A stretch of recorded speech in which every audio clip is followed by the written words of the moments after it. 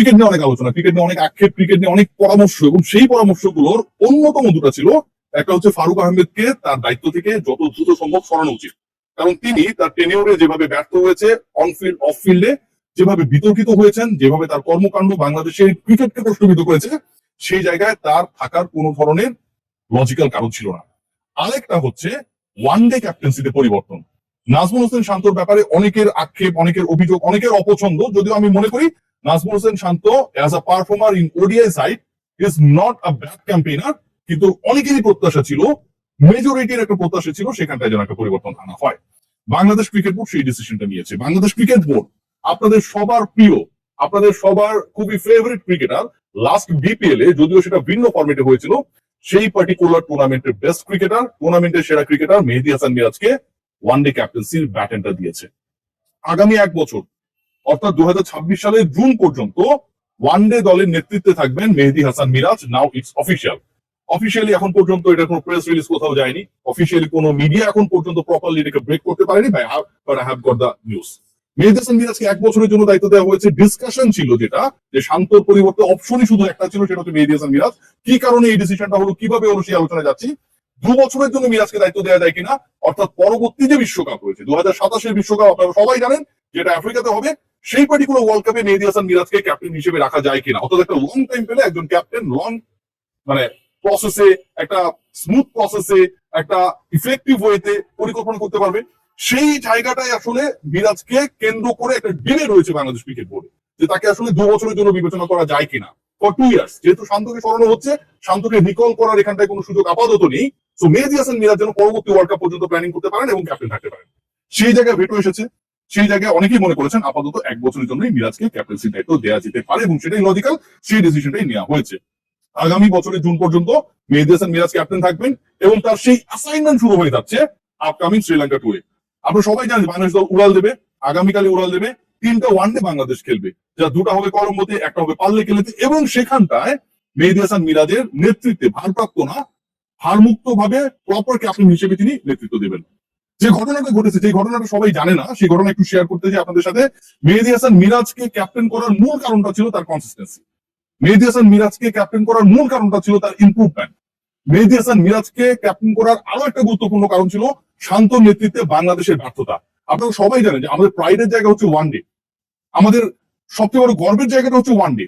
যে ফর্মেটে বাংলাদেশ ওয়ার্ল্ড কাপে, আপনারা সবাই জানেন, কোয়ার্টার ফাইনালস খেলেছিল, বাংলাদেশ টপ 8 খেলেছিল, বাংলাদেশ চ্যাম্পিয়ন্স ট্রফির সেমিফাইনালসে খেলেছিল, এশিয়া কাপের কমপক্ষে 3টা ফাইনাল খেলেছিল। সেই পার্টিকুলার ফর্মেটে বাংলাদেশ একসময় র্যাঙ্ক 6-7 ছিল, শ্রীলঙ্কার আগে ছিল, পাকিস্তানকেও সামটাইমস বিট করেছিল। বাংলাদেশের র্যাঙ্কিং ফারুক আহমেদের ওই সময়টায় কালো অধ্যায়ে 10-এ চলে গেছে ভাই। বাংলাদেশে ওয়ান ডে র্যাঙ্কিং যখন 10-এ যায়, তখন আসলে ইজ্জতের কোনো কিছু আর বাদ থাকে না। এই যে পরিবর্তনটা দরকার, সবশেষ 8টা ওয়ানডের মধ্যে বাংলাদেশ জিতেছে মাত্র একটাই, এবং এই 8টার হিসাবটা আমি দিচ্ছি ফারুক আহমেদের টেনর থেকে। উইনিং রেশিও যদি আপনি বিবেচনা করেন, সেটা মাত্র 12.5%। বাংলাদেশ দলটা, যে দলটা বলে কয়ে খড়ের মাঠে প্রতিপক্ষকে সিরিজ হারাতো, সেই বাংলাদেশ তো পারেই না আফগানিস্তানের বিপক্ষে গিয়ে সিরিজ হেরে যায়। বাংলাদেশ ওয়েস্ট ইন্ডিজে গিয়ে তাদের সাথে পারে না, এমন না যে অনেক প্রপার শক্তির একটা দল। বাংলাদেশ চ্যাম্পিয়ন্স ট্রফিতে গিয়ে ব্যর্থ একটা অবস্থা, এবং এই অবস্থার উত্তরণ থেকে যে একটা ম্যাজিক কিছু করতে হবে, সেটা বাংলাদেশ ক্রিকেট বোর্ড তারা ফিল করছিল।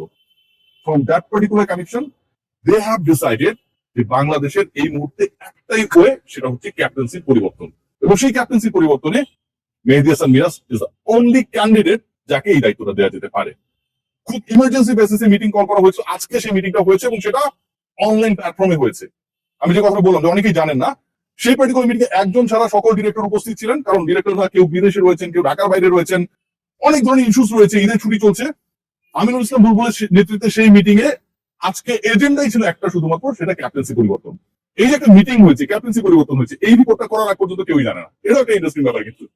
তো ওই পার্টিকুলার মিটিং এ মেহেদী হাসান মিরাজের নামটা সর্বপ্রথম আলোচনায় আসে। যিনি বিসিবির এই মুহূর্তে টপ পজিশনে রয়েছেন ফারুক আহমেদের ডিপার্চারের পরে, তিনি শুরুতেই আসলে এটা নিয়ে খুব বেশি পজিটিভ ছিলেন।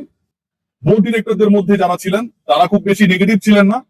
শান্তকে আরো কিছুদিন সময় দেওয়া যায় কিনা, এরকম টাইপের কিছু আলোচনা ছিল। But end of the day Mehedi Hasan Miraz যে proper candidate, effective candidate, deserving candidate right now, সেই ব্যাপারটা সবাই মেনে নিয়েছে। এরপর যে ঘটনাটা ঘটেছে, নাজমুল আবেদিন ফাহিম স্যার, আপনারা সবাই জানেন, ফারুক আহমেদের সাথে এন্ট্রি করেছেন একই সাথে, কিন্তু এই মানুষটার ক্যারেক্টারটা পুরো উল্টা। ভদ্র মানুষ, 2 নাম্বার না, এটা আমরা বলতে পারি, আমি গ্যারান্টি দিয়ে বলতে পারি।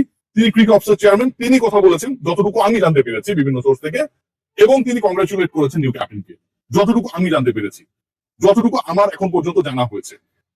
তার মানে Mehedi Hasan Miraz officially he has been recruited as the new ODI captain. গুরুত্বপূর্ণ ব্যাপার যেটা, মিরাজই কেন, আপনি যদি খেয়াল করে দেখেন পাস্ট কিছু ইয়ার্সে মিরাজের পারফরমেন্সটা যদি আমি আপনাদের সাথে শেয়ার করার চেষ্টা করি, সেখান থেকে মেহেদী হাসান মিরাজের জাস্ট 2024-25-এর যদি আপনারা দেখেন, 8 ইনিংস খেলে 286 রান করেছে, 77 বেস ছিল, এভারেজ হচ্ছে 36। তার আগের বছরে 15টা ইনিংস খেলেছে, সেখান থেকে তার রান হচ্ছে 285 এবং এভারেজ 24। তার আগের বছর 2023 সালের কথা যদি আমরা বলি, 11 ইনিংসে রান করেছেন 271, সেঞ্চুরি মেরেছেন 112 করেছেন, রান করেছেন 30 এভারেজে, মানে 8 নাম্বার 7 নাম্বারে নেমে এর থেকে ভালো এভারেজে রান করা সম্ভব না। তার আগের বছর মানে 22-23 যে সিজনটা গেছে, সেখানটায় তিনি খেলেছেন 7 ম্যাচ, করেছেন 160 রান, সেঞ্চুরি করেছেন এবং এভারেজ হচ্ছে 40। ভারতের বিপক্ষে ওই যে টানা 2টা ম্যাচ জেতানো, অসাধারণ ভাবে পার্টনারশিপ করা, একবার মাহমুদুল্লাহ রিয়াদের সাথে, একবার মুস্তাফিজের সাথে, কনসিস্টেন্টলি নাম্বার 4-এ সাকিব আল হাসানের কথা আপনারা সবাই জানেন নাই এই মুহূর্তে। ওয়ানডে ফরম্যাটে আমরা মাহমুদুল্লাহ রিয়াদের মতো একজন ক্যাম্পেইনারকে রাইট নাও পাচ্ছি না, তামিম ইকবাল খেলছেন না। এই যে একটা ভ্যাকুয়াম তৈরি হয়েছে, সেই জায়গায় নাম্বার 4-এ সবশেষ 6 ইনিংসে তিনি 3টা 50 মেরেছেন। এটাও কিন্তু একটা বড় স্টেপ। বাংলাদেশ দল যখন খারাপ করছে, র্যাঙ্কিং এ পিছিয়ে যাচ্ছে, ঠিক তখন মেহেদী হাসান মিরাজের পারফরমেন্সে কোনো ধরনের নেগেটিভ ইম্প্যাক্ট নেই।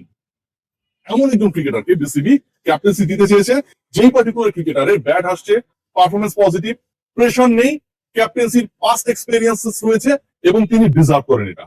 এই হিসাবগুলো সবগুলো যখন মিলে গেছে এবং একই সাথে বাংলাদেশের ওডিআই র্যাঙ্কিং নিয়ে যখন সব দিক থেকে নানা ধরনের নেগেটিভিটিস আসছে, তখন Bangladesh cricket board has decided this is the high time to make new captain, এবং সেটা মেহেদী হাসান মিরাজ নেক্সট 1 ইয়ারে তিনি দায়িত্ব পালন করবেন।